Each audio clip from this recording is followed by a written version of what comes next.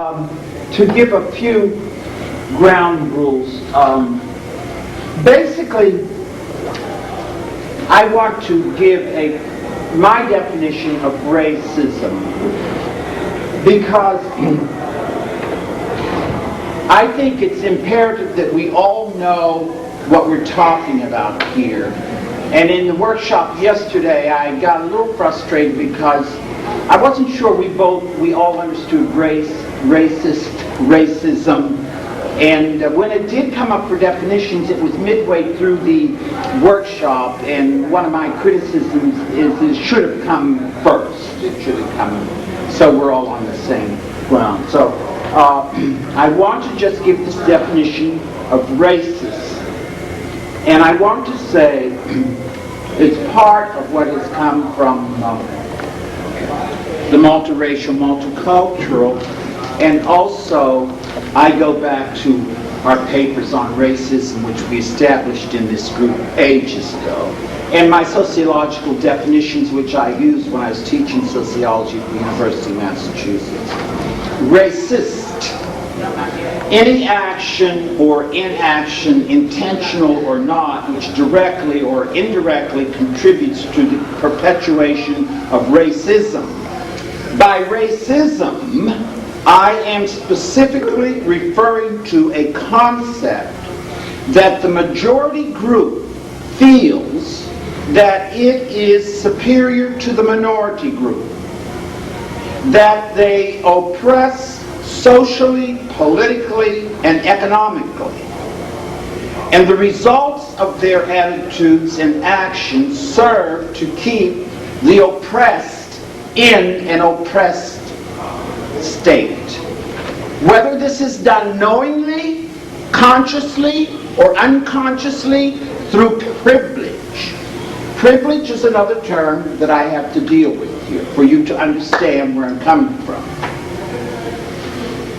When I think of privilege, I think of white male. I'm talking about the United States and perhaps other Western societies where the people control. Privilege is something that sometimes is inherited and passed down from generation to generation. And it's the most favored place to live, the best education, the nicest houses, the nicest part of the community, etc., and so forth. And when mother and father die, they pass privilege on to their children. And their children pass it on to their children. And it goes on and on and on, and there's no way, given a capitalistic system, that if you're unprivileged, that you can become privileged. Now, that's a strong statement there, and if your minds are turning, you're going to say, but some people in the minority group become rich, they become privileged. Look at the basketball players, and the football players, and the tennis players, and on it goes. These blacks who are getting millions of dollars for hitting a baseball, for throwing a pass, and they formed a new privileged class. I want a quick answer to that. What's wrong with that analysis? They have no power. They do have some power. They have some, but they're not in the right places. It's only a few people. More. Come on. They weren't born. They weren't born with It's not it. inherited. It can't be taken away. It's not inherited. Passed on. Yes. It can't be taken away. But they're never, ever going to be accepted into the white privileged places. They have their money, but it's in another place. They're not over here. And they can't get a tax in. No. No way. And a number of them, for whatever reason, people will manipulate them, and when their playing days are over, they'll revert back to their old status because their money's been turned away by people they trusted to do their accounting and do their bookkeeping and managing. And there's been a number of pro athletes that have $1 million salaries that are paupers today. True. Question. Yes. Often in the United States, privilege is based on money. Yes. So to take the other side of what you're saying, is it not possible for a white person to lose privilege if they lose their money? No, because you all have your passport or your skin. I'm not going to go that far because, see, you still have lineage. You may lose your money. Okay, I'll give you an example. I was talking to someone the other day. And I want to resolve this quickly. I'm really going to watch the time. I was talking to a person who just came into money recently. Well, a white person. Now, he was working at such and such a place before, and someone said, "Oh, don't you have money? Don't your family have money?" He's, "Yeah, they do, but I don't have anything. I'm working up. Yeah, I don't have anything." He probably didn't, but all he has to do is what? Wait till mother and father croaks. He doesn't have to work a lot because they're going to die and leave him the estate. Yes. And I say to my friends, you'll be next. I say to my friends, someone said, "Oh, he said he didn't have anything." I said, "Look, if they're white and somebody dies, they're going to have something. All they have to do is wait. They're going to get something." But when my dad died, I got a hat, an old hat he wore, and that was my inheritance. I got a bill.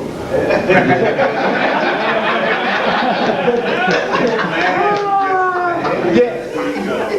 Maybe white, and I might not have a dime, but at midnight go into a store, I won't be followed, and I know I won't. But I can't do it today. Right. That's just true. Okay. Now, you're next. I'm sorry. And then I'm really going to start. The other thing I would say about this, among others, is it's like, in some ways, it feels like it's less about what you have to wait for somebody to die, and it's more about what are the unsubstantiated perceptions about you by virtue of you walking into a room.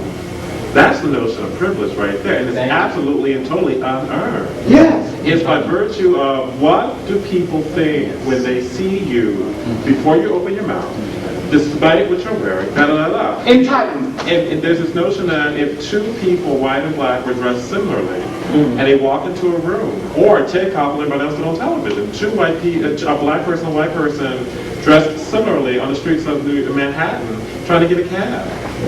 It's about the perception. It's less, the reason why I make the point is because if you don't couch it in those terms, then somehow the depth and the magnitude of the problem is not appreciated. Thank you. What we're doing is listing all the variables to define privilege. And then you're the last speaker on this, after which we will move to the next section. What I have to say with what's going on is that so far as the privilege that need to be talked more about is, and it's comes from the white community. And when we try from the black community, try to tell the white community, the first thing is that they would say is, "I didn't know that." Now, when I hear that phrase, well, I didn't know, I didn't see that, it cringes me, because I say it's right there, out there in the public. You can see it. It's right out there. They don't see it though. They're trained not to see it. Why should they know? They don't have to know. Where I live, no more people. No more people. Where I live, they put the card in the gate, not my particular domain. I don't want to give the wrong impression. You drive down Lakeshore Boulevard, all it's gated. Mansions. They put the card in the gate. And it's all manicured, and you look through the fence, there's a lake over there and everything. They don't have to know about you or anybody like you. You don't even touch their lives. There's a market close to me. Days. I don't like Days. Nice market. Black girls working. They're surly. Don't say hello. And I looked and I said, most of the people going in Days are black. But Oshore Green, you could walk up from my place today. I was up at Tops. In Euclid on 222nd Street, I'm pushing my thing down, and here comes a couple of my neighbors. I said, ha-ha, they don't have a days. Tops is white, basically. And the black girls who work there, how do you do? We're so glad to see you. You know, come back again, and here's your slip, and can we help you? You don't get that in the ghetto. Now, stop. I want, if you're white, I want you to be sitting over here. And if you're black, you're sitting over here, so move. And you're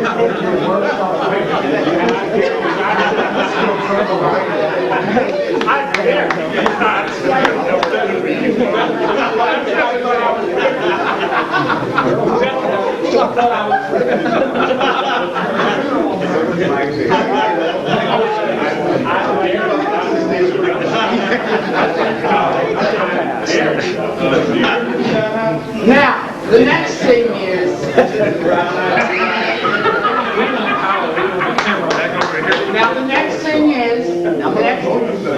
come on girls, now. The next thing is, I want you to turn your chairs like this so you're looking at them and they're looking at you. That's it. But leave a space because I have to come through here dramatically. Say not.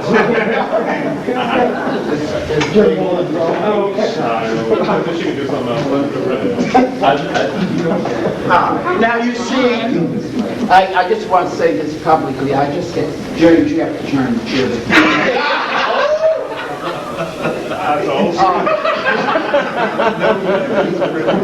I just came back from Michael's workshop, and some of you were there, and it was powerful, very interesting, really good. But see, I said the girls won't get out, and they're raiding on my show. I have to start, so I got up and left. Because I had to pee too. Now, I want to begin by. I'm not going to go through this article, and I know how you feel because there's so much material you can't share it all. But this was written by George Magazine. He wrote it, but it's from a Jewish woman, Naomi Wolf. She wrote this, and it's called Apologize for Slavery. And I want to take 10 minutes to have opinions about this. I'm not going to read the whole thing. I'm just going to read a couple paragraphs. But she's Jewish, and she's arguing flat out. She says, without an apology, blacks and whites will never get along. And I'm just going to submit that one of the reasons we may not have been so successful in black and white men together is that the whites have never apologized to us blacks for slavery. Now I want you to think about that. According to her, you all owe us an apology. But I want to say to you, don't have the audacity to give one today, because I'm not ready to receive it. What I want to ask you, anybody can speak on this in the next 8 minutes. What do you think I'm sorry really means? And when it is said, is it the case that the person who has been afflicted by the harm really feels better? Does the I'm sorry change the situation? Yes. John, I think the person who's been afflicted feels better if they perceive that the person apologizing brings with the apology an absolute commitment to do better in the future. Over here and then over here. I'm on this personal power kick, and for me, healing is not dependent upon the other person. Healing is how I tend to move my life forward. And if I wait for the other person to assist me in my healing, I'm at a disadvantage. If I take control of my own healing, then I can move independent of the other person. I want to know how many can support that notion. How many do not support it? I don't support it at all, personally. Okay. And I don't see how you can sit here and not raise your hand when I ask that question. He has suggested that the person who's hurt takes charge of his own healing without an apology from the person who offended him. That's even anti-Christian or anti-Jewish religion. I mean, I don't understand that. Why should I be held responsible to heal myself after I've been insulted by him? One and two, three, 4 speakers, 6 case closed. Go. No, I agree with them, because the thing is, if you're carrying around something as baggage, which you know, somebody else isn't necessarily going to lift off of you. Now, of course, I haven't experienced any of the hurt, the discrimination, whatever that you all have maybe gone through in terms of your lives. Maybe I've had some discrimination because of being gay, but not because of my skin color. But the thing is, if you continue to carry this around, you're not doing yourself any good, and you're not making the other person that's discriminating against you. You're not getting them any to change their position. They might be Okay. I think it depends totally on the person and the offense, that is, and how they perceive the offense and how they personally want to live their lives. I think that somebody can have the attitude that this gentleman has proposed for such a grievous thing that we're talking about is the effect of racism on the centuries, or else they can't. It's him that has to work it out. So I think individually can, but overall, I cannot make a statement whether it's good or bad. 3. 3. I'll trade places and let somebody else go next before I go back. Of course, 4. the privilege of being called first. 4. Here, 4. Let me get this 4 over here and then I'll give you 5. Go ahead. Michael. I can say what I want, but actions speak louder. Thank you. Here. I believe an apology when an apology comes at a cost to the person who's making the apology. I will believe an apology for slavery when it shows up in a textbook that's in every school in the United States. In the meantime, I'm not waiting on an apology to heal myself, because hell will freeze over when that happens. Next. I can't let you in. We're debating you put this on I the just want to floor. be He's clear about next. it. No. He's next. I'm next. And yesterday in the workshop they said you have to watch your biscuits. How did that go about the biscuits? Don't try to monopolize. What was it? I had all the biscuits, so don't monopolize the time. Okay, all right. The biscuits. He's speaking, and then James. And then this case is closed on this, and then I'm going to give the final judgment. I thought I heard a lot of really kind of nonsensical shit. I mean, it's crazy. Yeah. I would say it's not about you personally. If you can't accept your past, if you can't look at your past, if you got baggage in your past that you haven't faced, then you're going to bring it to your future. So your past and your future are connected.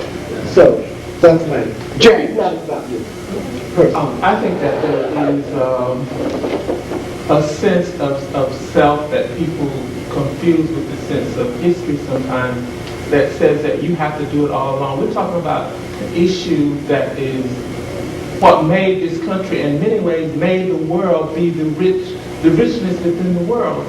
And to look at it in such an individual kind of way and say, well, I rise up, but what about everybody else around you rising up? And I think that that's the heart of the issue, is not necessarily what one person is successful with, because we've already seen that there are some people who make it in America in terms of privilege when you look at money, but privilege is not about money.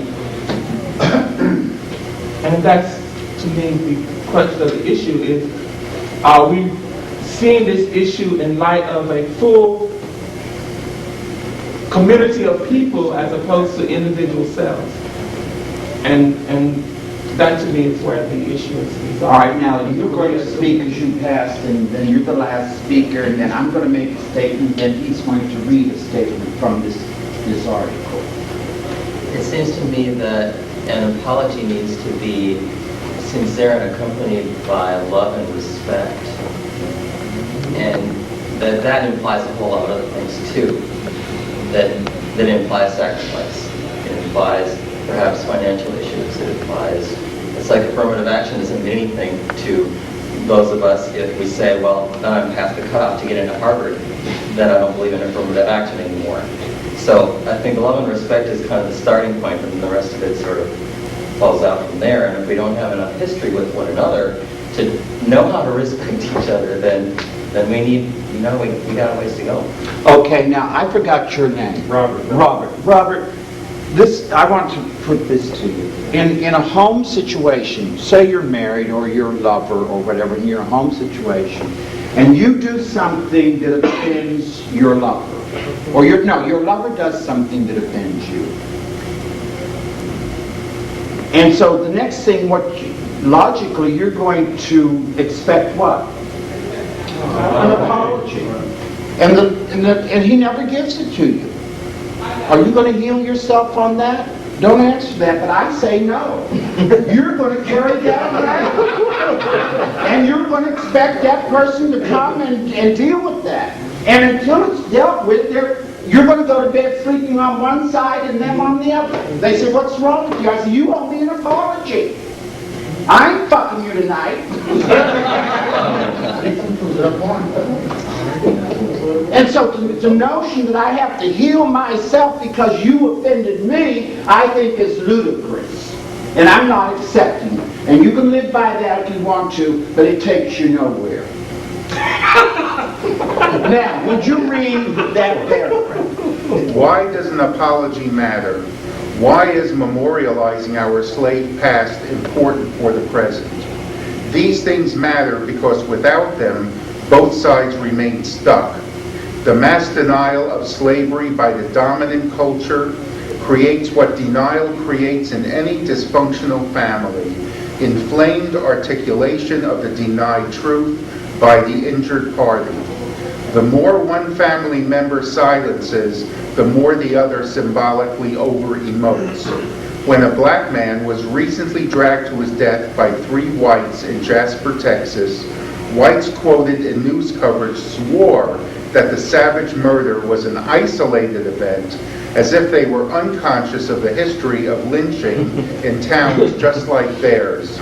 In reaction to such denial, the African Americans quoted were inclined toward conspiracy theories. At this point, one woman reportedly said, "I'll believe anything." Thank you. Thank you. This is a Jewish woman wrote this. They weren't black. Now what I'm going to do now, I'm going to shift to my prepared statements. And this is what I want you to do. And I'll interrupt from time to time and I'm going to say, what do you think about that? So you have to follow what I'm saying. You have to follow carefully what I'm saying. And don't be disturbed by the way I have started this paper. I don't want you to think that I'm blowing my own horn, but I want you to figure out, as I move back over the centuries, what point that I'm getting to before I flat out have to tell you if you haven't got the answer. My name is John Earl Bush. I was born in 1927. I went to the public schools in Wellsville, Ohio, graduated from Wellsville High School in 1946, then went on to Virginia Union University for a year, and after 3 years graduated from Delaware State College, now Delaware State University. I received the master's degree in education and psychology from Westminster College in New Wilmington, Pennsylvania, and concluded my education at the University of Pittsburgh, where I received a second master's degree in sociology and a doctorate of philosophy in sociology. I also took courses at the Rensselaer Polytechnic Institute in Troy, New York, and the University of Brazil. I taught school in the Netherlands for a year on one Fulbright and studied in Brazil on another Fulbright. At one time, I spoke Dutch fluently. I've also passed the proficiency test in German and French, and since my retirement, I have been studying Spanish because I live in Mexico from time to time. I came from a family of 9 children who are all still living, and when my father, who was born in 1906, retired from Bay Village Hospital as supervisor of maintenance, his salary upon his retirement was $16,000 per year. My father died in 1987. Early on in his life, he was not permitted to join the various unions that would have permitted our family to live a middle-class lifestyle. He always had to take jobs that guaranteed that we would remain in poverty. We were always going to be among the ranks of the poor. My father was a good man. He was a man who was a Christian in every sense of the word and was a firm believer in the teachings of Christ. He was a man who was born shortly after one of the most racist periods for people of color in the United States. My father was born in 1906. And that period, which was most racist after the emancipation, 1898 up into the early 1900s. Why do I say that? Racism was virulent in the United States, and every effort was made to keep the descendants of slaves at the very bottom of the social order. Jim Crow laws were specifically instituted to keep people of color among the unemployed, and socially at the back of the bus, in restrooms for colored only, and at drinking fountains for colored only. But you know all this. You all know this from history. I'm not telling you any of this. You didn't experience it, though. You did not experience it. You did not experience it. But I did. My freshman year at Virginia Union, on the streetcar, riding down. Empty seat here, blacks there, a white man here. I come in and I sit down. And he says, "You can't sit here." And I said, "Yes, I can. You're in the black section." Oh, he said, "No." He says, "It doesn't work that way. I'm in the black section, but a white has to sit here." I said, "We have to move the sign back." He called the conductor. The conductor told me, "You have to stand or get off the streetcar." That's what he told me. I said, "I ain't getting off and I ain't standing." All right. And he said, "Well, off the road, I'll take care of you." Well, before he could take care of me, I got to 15th and Lombardy, which was a street where you get off to go to Virginia Union, and I got off the streetcar because I was at my destination. The law was I couldn't sit there, couldn't drink there, couldn't shit there. But you may not realize, by their consistent denial of opportunity, the political, economic, religious, and social institutions created a permanent underclass of black people that exists to this very day.